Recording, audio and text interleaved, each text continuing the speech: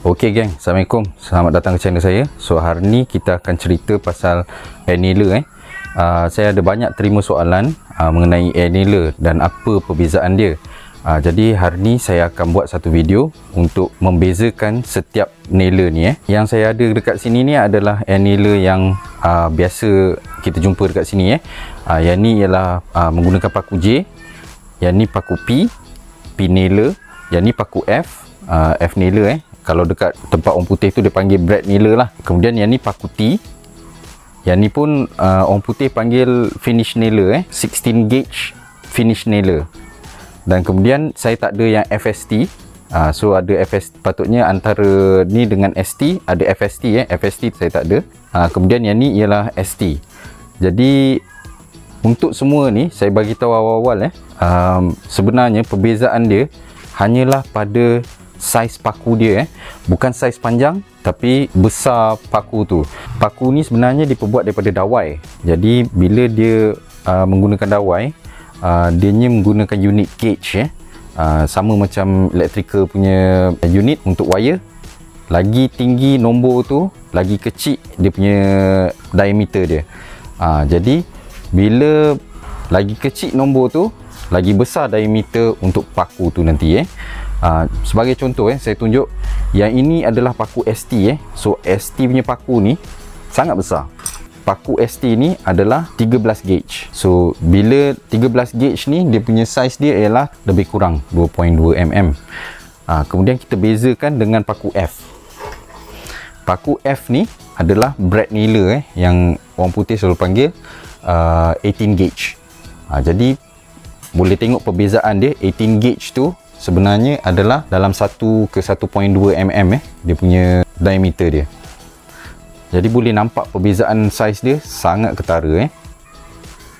So sebenarnya itu sahaja perbezaan antara semua nailer ni. Jadi semua nailer ni beza dia adalah penggunaan paku dia. Jadi kita boleh pilih ikut penggunaan kita. Dekat sini saya ada buat satu testing line untuk tunjuk dekat sini.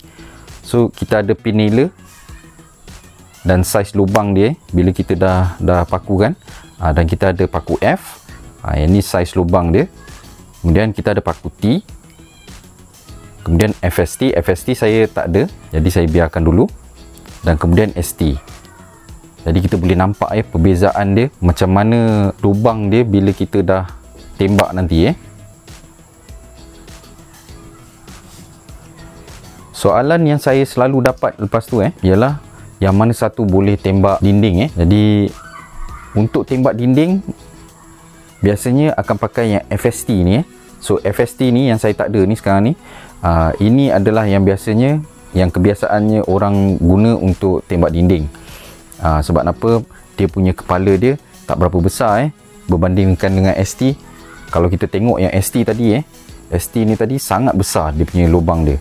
Jadi kalau katakanlah nak tembak wainscoting ke apa ke semua tu memang tak sesuai. FST ni punya kepala dia nak dekat sama macam T ni je. So dia tak ada besar sangat macam ST ni. Jadi start daripada FST dan ST kita boleh tembak konkrit lah. Jadi memang FST dengan ST ni kegunaannya biasanya orang akan guna untuk tembak konkrit. Tapi FST ni dia lebih versatile. Sebab apa? Dia boleh menerima paku T.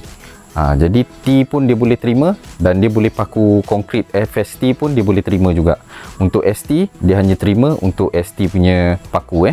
Ada orang menggunakan paku T ni untuk tembak ke dinding juga. Tapi biasanya untuk macam brickwork ke apa semua tu, untuk molding, kadang-kadang dia orang pakai paku T sahaja. Tapi saya memang tak sarankan. Sebab apa? Memang paku T ni sebenarnya adalah untuk kayu. So kayu keras apa benda semua tu. So itu kegunaannya untuk paku T ni. Dan bukannya design dia untuk tembak dinding. Paku T ni pun kebanyakannya orang buat untuk yang perabot perabot yang besar-besar ke apa semua tu, kayu keras, dia orang akan pakai paku T. Tapi jarang orang pakai untuk kerja-kerja halus sebab apa? Bila pakai paku T ni dia punya pakunya besar. Jadi ada kemungkinan kayu tu akan terbelah kalau kita pakai paku T. Jadi tu sebab kebanyakan orang akan pakai paku F. Paku F ni dah cukup kecil untuk kerja-kerja kayu pine dan kerja-kerja biasa yang lain lah. Jadi paku F ni sangat famous. Memang ini kegunaan yang kebiasaannya orang pakai. Even yang kalau kita beli yang elektrik nailer tu yang pakai elektrik dia akan pakai paku F. Paku F ni adalah 18 gauge. Kalau nak ikutkan dia punya gauge dia. Jadi ini adalah paku yang kebiasaan orang pakai. Memang senang juga nak cari paku dia ni. Dan kalau rasa macam dia punya lubang dia tu terlampau besar dan kita perlu lubang yang lebih kecil, kita boleh pakai pin nailer. So ini adalah pin nailer punya gun sangat kecil. Jadi sangat compact. Pakunya pun sangat kecil. Ini paku dia. Kalau orang putih itu panggil headless pin 23 gauge. So headless pin tu maknanya dia tak ada kepala so dia tak ada kepala. Dia cuma ada arrow ni untuk tunjuk arah ke mana yang dia akan tembak. Jadi macam ni arrow nya ke bawah, so dia akan tembak ke bawah. Untuk paku J bila ada tulis J dekat hujung tu, maknanya ialah stapler. Untuk J ni dia ada dua size yang biasa orang pakai. Biasanya dia punya starting number dia adalah 10. Untuk stapler yang ni yang ni dia punya crown dia adalah 10 mm. Jarak antara kaki ke kaki dia kita panggil crown so kat situ adalah 10 mm. Jadi itu adalah nail untuk gun ni lah.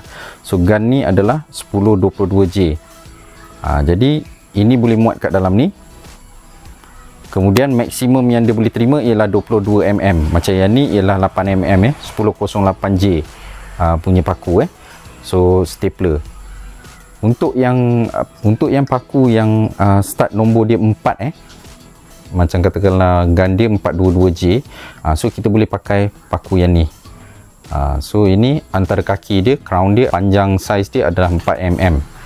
Macam yang ni ialah 4. So yang ni adalah 418J punya paku 418J 4mm 18mm dia punya kaki jadi ni 418J punya paku.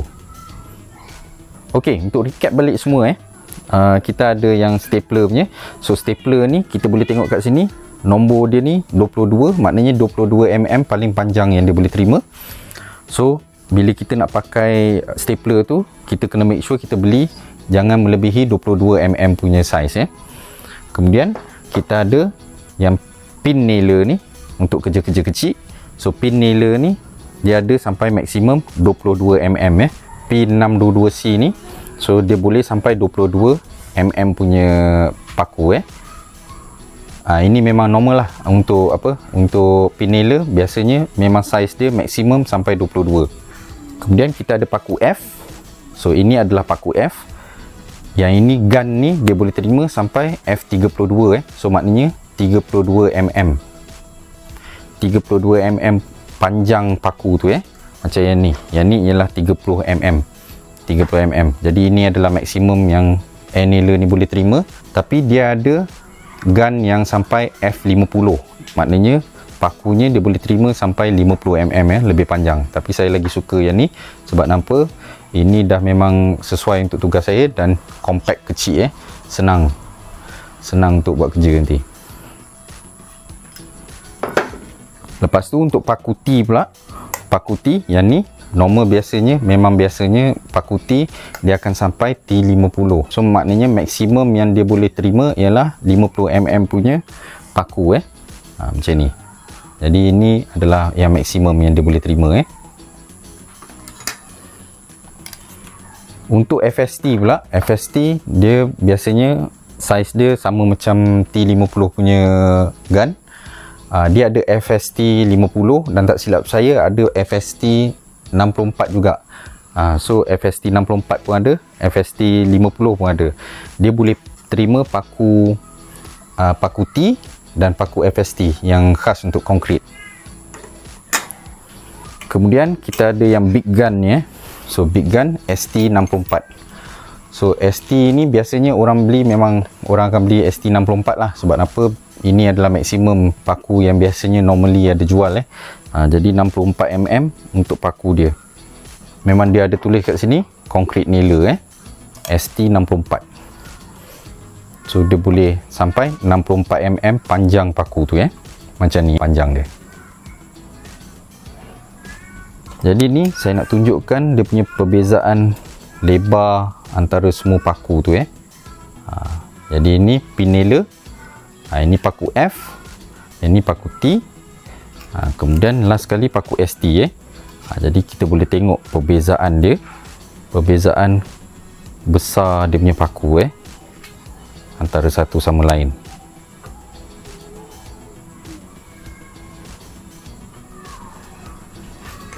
Okey, jadi harap dengan adanya guide ni kita boleh kenal paku tu semua sekarang ni dan kita boleh sesuaikan dengan kerja kita. So itu saja kali ni. Jangan lupa like, share dan subscribe channel saya. Kita jumpa lain kali. Okay, bye.